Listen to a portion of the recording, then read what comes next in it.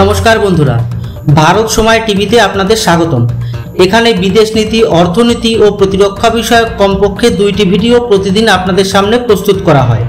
তাই অনুরোধ রইল চ্যানেলটি সাবস্ক্রাইব করে বেল আইকনটি প্রেস করবেন, যাতে করে এই রকম ইনফরমেটিভ ভিডিও আপনাদের সামনে দ্রুত পৌঁছে যায়। তো চলেন শুরু করি। আপনারা এতক্ষণ অবশ্যই জেনে গেছেন ইসরায়েলের গোয়েন্দা সংস্থা মোসাদ লেবাননের সন্ত্রাসী গোষ্ঠী হিজবুল্লাহর উপর পেজার ব্লাস্ট করার মাধ্যমে হিজবুল্লাহকে ভয়ানক এক মার দিয়ে দিল। তার সাথে সাথে বিশ্বকে দেখিয়ে দিল কেন মোসাদকে দুনিয়ার সব দেশের গোয়েন্দা সংস্থা সমীহ করে চলে। আসলে পেজার হলো রেডিও ফ্রিকোয়েন্সিতে চলা এক ধরনের শর্ট মেসেজ আদান প্রদানের যন্ত্র। তাই এই যন্ত্রকে হ্যাক করা মোটামুটি অসম্ভব। আর এই গুণের জন্যই হিজবুল্লাহ সন্ত্রাসীরা এই যন্ত্র তাদের মধ্যে যোগাযোগ করার জন্য ব্যবহার করতে শুরু করে, যাতে ইসরায়েল এই যন্ত্রগুলোকে ট্র্যাক করতে না পারে।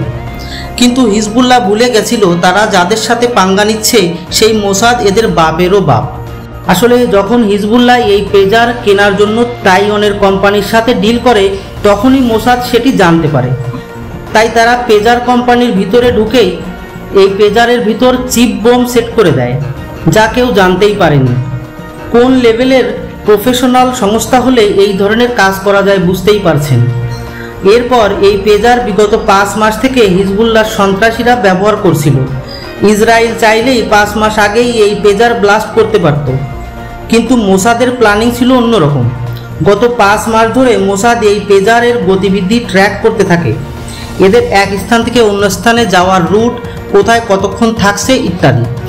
অর্থাৎ মোসাদের টার্গেট ছিল হিজবুল্লাহর ক্যাম্প, অস্ত্রগোদাম, টেরিটরি এবং আগামীর প্ল্যানিং, এই সব কিছুর একটা 3D ম্যাপ বানানো। আর এটাই ছিল মোসাদের মূল লক্ষ্য, কারণ যুদ্ধে জিততে হলে প্রথম কাজ হলো শত্রুর অবস্থান ও অস্ত্রের সঠিক লোকেশন খুঁজে বের করা। আর এটাকেই বলে ইনফরমেশন ওয়ারফেয়ার। স্ক্রিনে দেখুন হিজবুল্লাহর সন্ত্রাসীদের গতিবিধির একটা ম্যাপ দেখা যাচ্ছে। এটা হলো সেই ম্যাপ যার জন্য মোসাদ এই পেজারের সহায়তা নিয়ে বানিয়েছে। আর যখন এই ইনফরমেশন নেওয়া কমপ্লিট হয়ে গেছে, তখন একসাথে সব পেজারে একটা SMS পাঠিয়ে এই চিপ বোমাকে অ্যাক্টিভ করে দিয়েছে। যখনই সন্ত্রাসীরা SMS এর অ্যালার্ট পেয়ে পেজার সামনে বের করেছে, তখনই একে একে এই পেজার ব্লাস্ট হয়ে সন্ত্রাসীদের ক্ষতবিক্ষত করে দিয়েছে। এখন পর্যন্ত রিপোর্ট বলছে 4000-এর উপরে সন্ত্রাসী গুরুতর আহত হয়েছে আর প্রায় 30 জনের উপরে মারা গিয়েছে। আর যখন এই নিউজ বানাচ্ছি, তখন আরও একটা নিউজ এসেছে যে লেবাননে ওয়াকিটকি অর্থাৎ ওয়্যারলেস ফোনেও বিস্ফোরণ ঘটেছে, যাতে 3 জনের মৃত্যু হয়েছে। আর এই ওয়াকিটকি হিজবুল্লাহর লোকেরা ব্যবহার করত।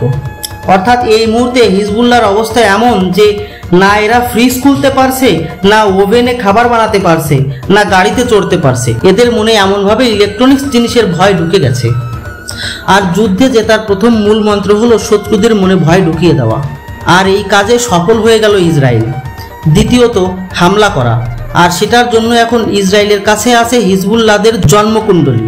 এখন দেখার বিষয় এটাই যে কখন হিজবুল্লাহর উপর স্ট্রাইক শুরু হয়। সবশেষে এটাই বলতে চাই, ইসরায়েলের গোয়েন্দা সংস্থা মোসাদের ট্র্যাক রেকর্ড দেখলে সেলুট না দিয়ে পারাই যায় না। কিভাবে ভয়ানক সব প্ল্যানিং করে সেটাকে বাস্তবায়ন করতে হয়, সেটা মোসাদের কাছ থেকেই শেখা উচিত। ধন্যবাদ।